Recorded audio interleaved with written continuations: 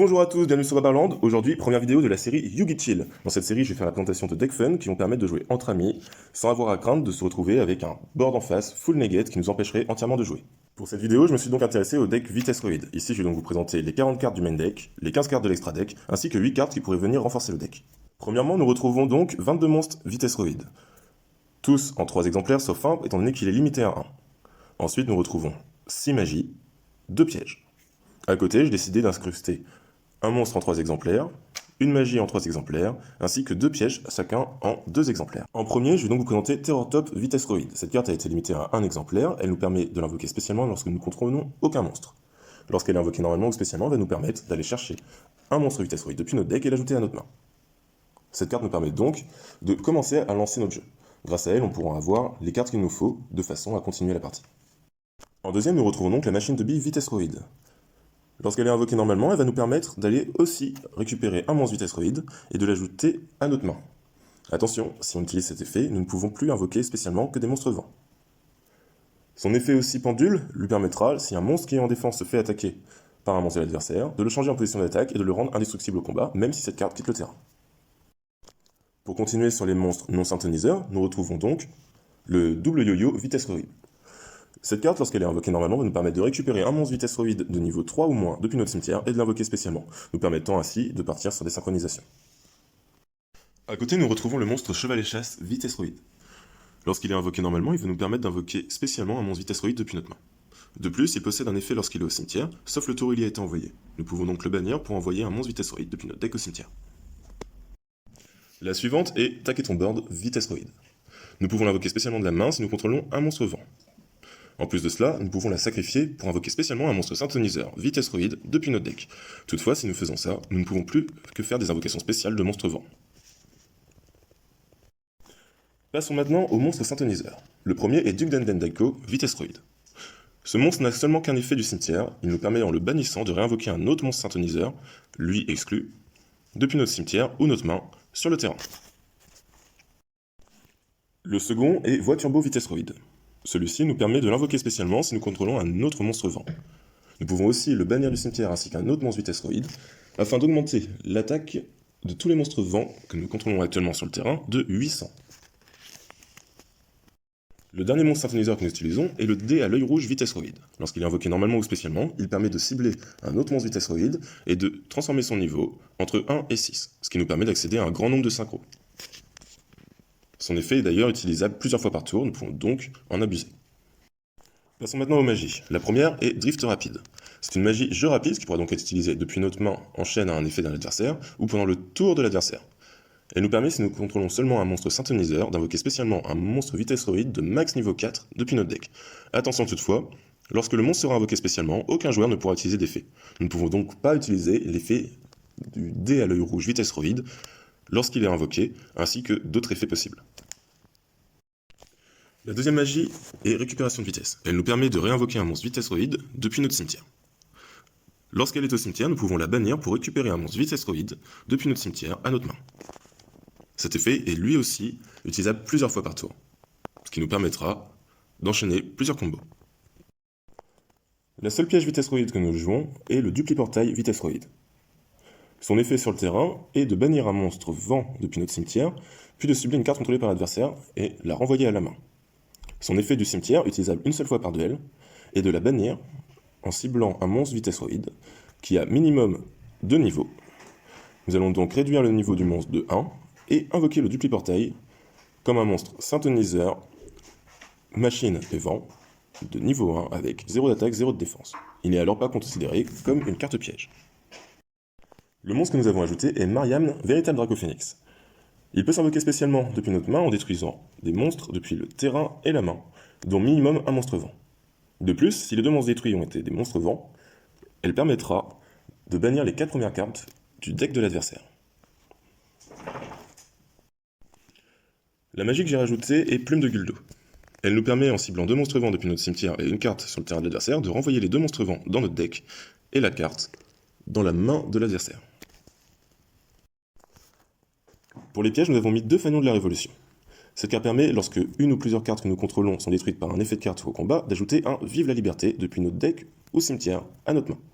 De plus, si un de nos monstres synchro combat un monstre de l'adversaire, nous pouvons directement détruire le monstre adverse. Elle a aussi un effet qui permet de la protéger. Si jamais elle doit être détruite, nous pouvons détruire un monstre que nous contrôlons à la place. Pour ce qui est de Vive la Liberté, cette carte nous permet, lorsqu'un de nos monstres est détruit au combat, de cibler 2 monstres face recto sur le terrain et de les mélanger dans le deck. Passons maintenant à l'extra deck. La première est Shambara Grande Vitesse Roid. Il s'agit d'une synchro 5 qui pourra donc facilement sortir avec nos petits monstres. Son effet est lorsqu'elle déclare une attaque, au début de la dommage step, elle va pouvoir augmenter son attaque de 200. Puis elle pourra faire une seconde attaque. L'effet s'appliquera à nouveau. Nous ne pouvons invoquer cette carte qu'une fois par tour. De plus, si cette carte est envoyée au cimetière, elle nous permet de récupérer une de nos cartes Vitesse Roid qui a été bannie, et l'ajouter à notre main. La seconde synchro est Dragvolant Vitesse Roid. Son niveau 8 nous permet de l'invoquer grâce à Shambara et un monstre synthoniseur de niveau 3.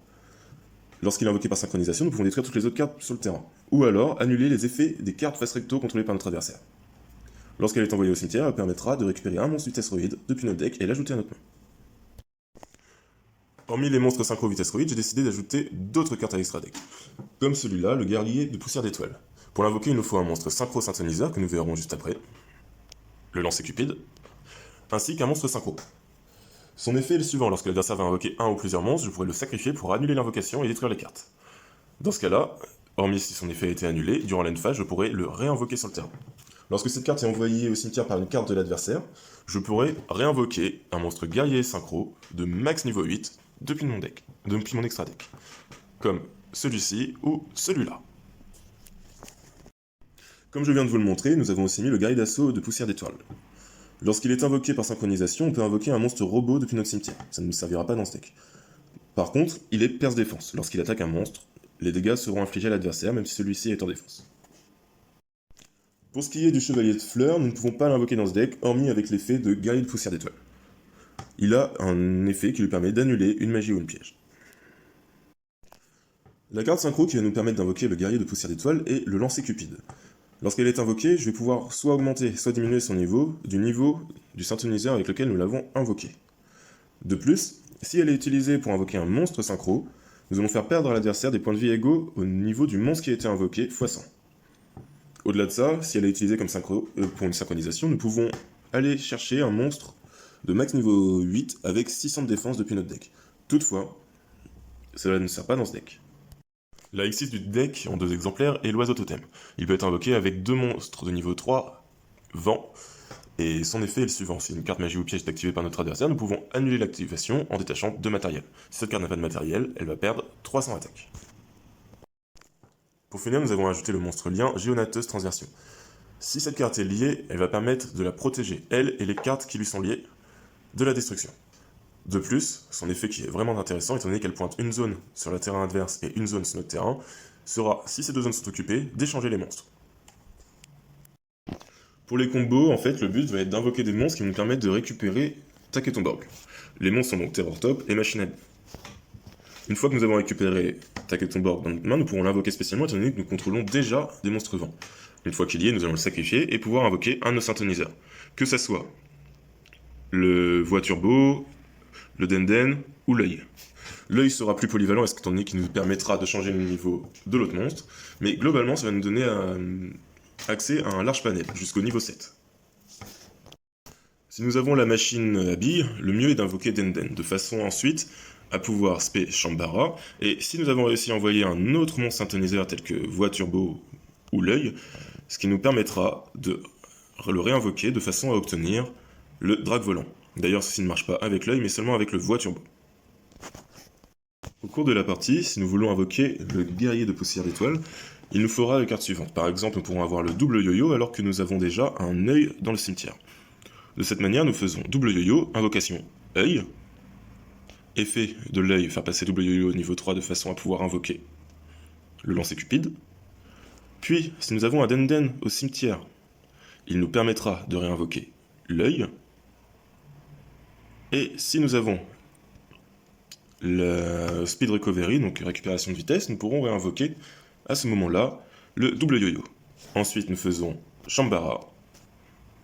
Et à partir du moment où nous avons Shambara et que nous avons le lancer cupide sur le terrain qui aura augmenté son niveau de 1 étant donné que l'œil est niveau 1, nous pourrons invoquer le guerrier de poussière d'étoiles.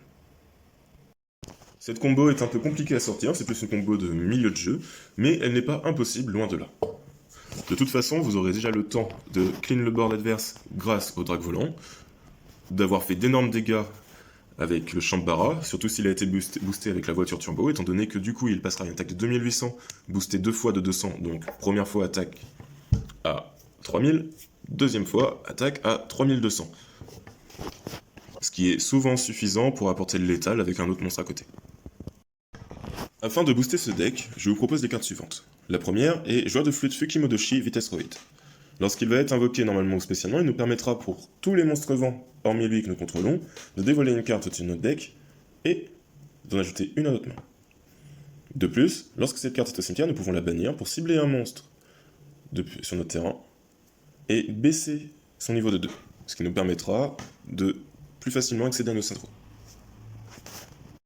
Le second monstre Vitesroid est le chien de meute Vitesroid. Nous pouvons, lorsqu'il est invoqué normalement, envoyer une carte Vitesroid depuis notre deck au cimetière. De plus, sauf le tour où cette carte a été envoyée au cimetière, nous pouvons la bannir, puis cibler un de nos monstres Vitesroid dans le cimetière et le renvoyer dans le deck. Puis nous pouvons invoquer depuis notre extra deck un monstre synchro Vitesroid dont le niveau est égal au monstre envoyé dans le deck. Ces effets sont alors annulés. La première synchro Vitesroid que nous allons rajouter en proposition est la suivante. Tireur de bouchon, Grande Vitesroid. C'est un peu le moteur du deck qui va permettre de lancer les combos que je vais vous montrer tout à l'heure.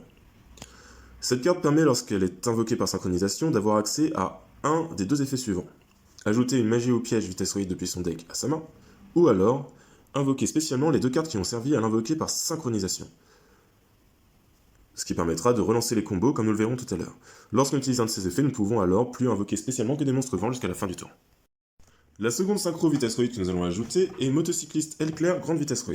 Une fois par tour, nous allons lancer un dé à 6 faces. Selon son résultat, nous pourrons maximum, par rapport au résultat, mélanger des monstres vents depuis notre cimetière dans notre deck. Puis par rapport à ce nombre de monstres vents qui ont été mélangés, nous pourrons détruire maximum le même nombre de cartes sur le terrain adverse. Pour chacune de ces cartes détruites, ce monstre va gagner 500 points d'attaque.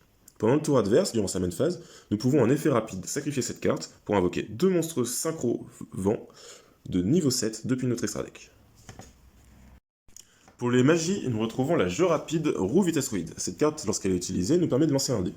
Selon le résultat de ce dé, entre 1 et 6, nous allons devoir invoquer un ou deux monstres speedroïdes depuis notre deck et notre main, dont le niveau total est égal au nombre indiqué sur le dé. Si nous ne pouvons pas, nous recevrons des dégâts égaux à 500 fois le résultat du dé. Leurs effets sont alors annulés. La deuxième magie est Grattage Vitesroid. Cette carte nous permet, en défaussant une carte Vitesroid, d'ajouter un monstre Vitesroid depuis notre deck à notre main. Attention toutefois, c'est du -1. C'est-à-dire qu'on joue cette carte, on défausse une autre pour en récupérer une. Afin de compléter l'extra deck, nous pouvons aussi rajouter le Dragon Synchro de l'éclair. Globalement, son effet est pas top. En gros, lorsqu'un monstre de niveau 5 ou plus active son effet, nous pouvons annuler l'effet et détruire le monstre. De plus, si une carte cible exactement un monstre de niveau 5 ou plus sur notre terrain, nous pouvons annuler l'activation et détruire la carte. Si cette carte détruit un monstre, elle va gagner une attaque égale à l'attaque du monstre détruit. Mais globalement, ce monstre ne sert qu'à invoquer celui-ci. Dragon Synchro de l'éclair de cristal. Un monstre synchro de niveau 10 qui demande un monstre synchro synthoniseur et un monstre synchro pour son invocation, ce qui pourra être très accessible, vous le verrez juste après. En gros, si l'adversaire utilise un effet de monstre, effet rapide, je rends ce monstre invulnérable aux effets de monstre de l'adversaire. De plus, il va gagner l'attaque du monstre. De plus, une fois par tour, il va pouvoir annuler l'activation d'une carte magie ou piège de l'adversaire, et la détruire.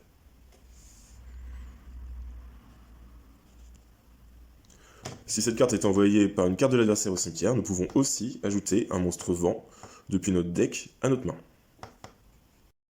Pour ce qui est des combos, les voici. Premièrement, on commence avec Terror Top ou alors Machine à billes.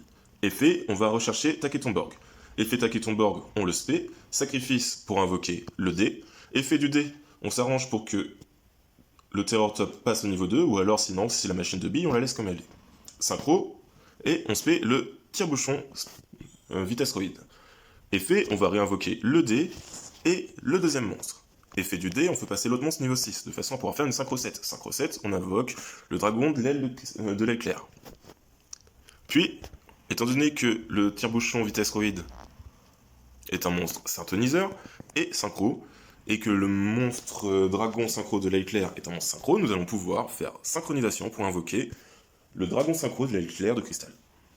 Voilà, c'est un one card combo, il nous suffit juste d'avoir Terror Top ou Machine de vie pour accéder à ce boss monster. Voilà pour moi, c'était la présentation. Je vais donc maintenant vous laisser des phases de gameplay et je vous dis à la prochaine. Tchuss!